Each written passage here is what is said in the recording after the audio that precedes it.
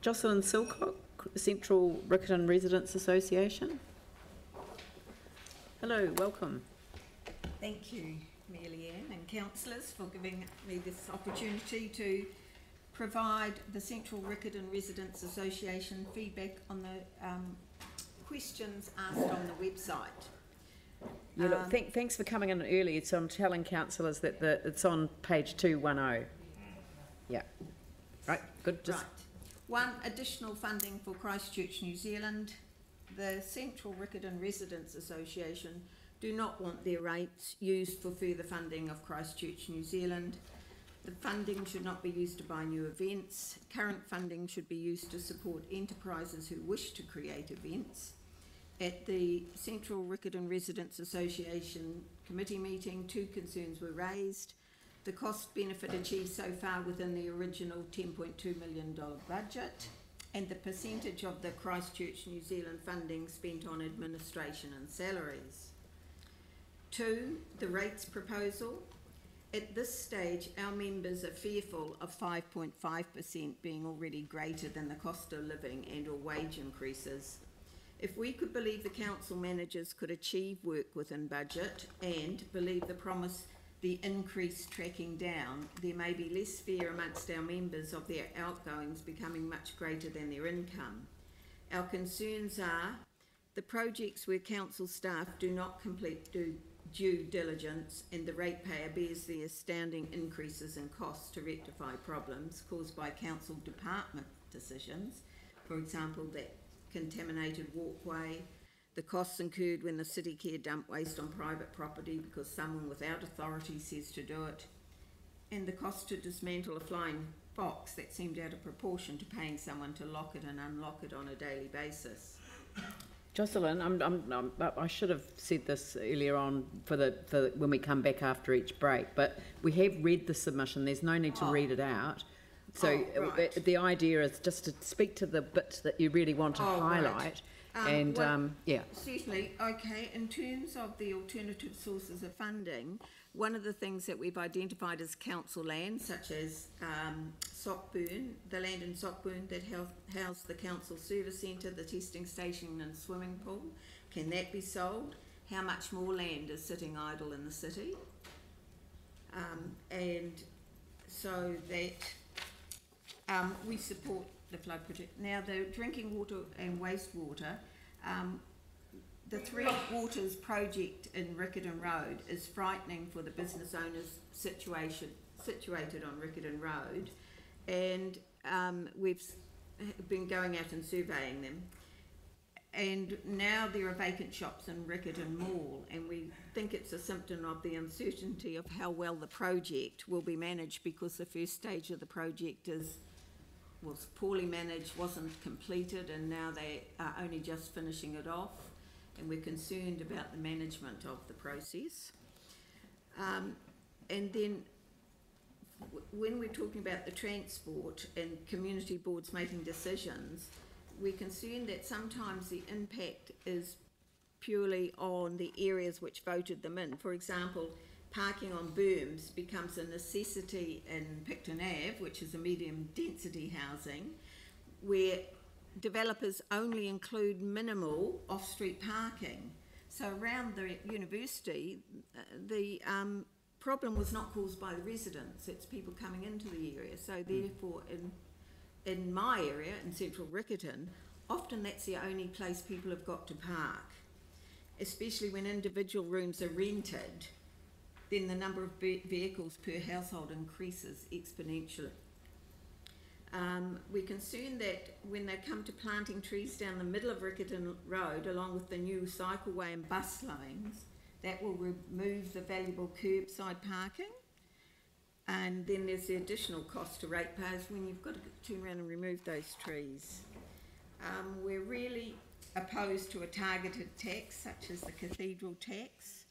There was a lot of talk at our meeting about dedicated lotteries or buy a brick campaigns as they used in the past, and now crowdfunding campaigns such as the helicopter pad campaign, where people are willing to donate. So forcing people on limited incomes with a targeted tax is not supported. Because we're medium density in central Riccarton, at the mayoral debate in the transitional cathedral, Mayor Leanne, you stated we could have cleaner waterways if people washed vehicles on the grass to stop chemicals in the stormwater drains. Living in central Riccarton means planning approval ensures there's no grass left on the property. The developers remove everything. And so we're concerned that there is a lack of cohesion between what medium density means versus the welfare of the people in the area versus how are we going to manage our waterways when planning doesn't seem, when everything it's about is the developers being able to remove every tree, every blade of grass, every bush and put as much on a property as possible. And it creates the problems of parking on berms, not having any green space for us to wash our cars off the road. And so what we'd like to see is people perhaps planning, getting more guidance from the, there was a book published about suggestions for building in medium density areas, and it doesn't seem to apply. Well, thanks very much. I mean, your association took me for a stroll down Picton Ave, which certainly impacted on me. I know that I've raised it. I think my colleagues who sit on the Greater Christchurch Partnership Committee with me will tell you that I raise it every opportunity that I can, that it's all very well to talk about intensification, but intensification in an environment where people are renting out room by room and you're replacing one villa with one old video, yes. one former owner, you know, like it's been in the family for generations, and then you've got four townhouses that have 3 bedrooms each and 1 carport per apartment. So, you know, I mean, it's you really opened up my eyes to the downside of not good urban design.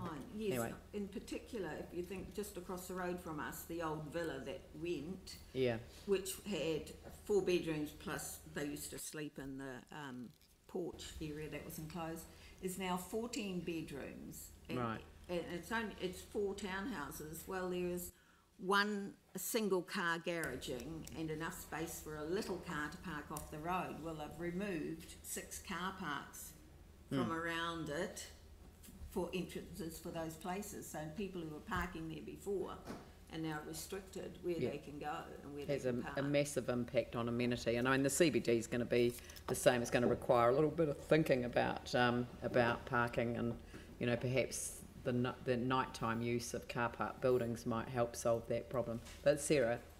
Thank you. Just 2 quick things. Firstly, I'm just going to stick up for the community board a little bit in that the decision on the bylaw with the berm parking and the decision on the design for Riccarton Road were both council decisions, not community board ones.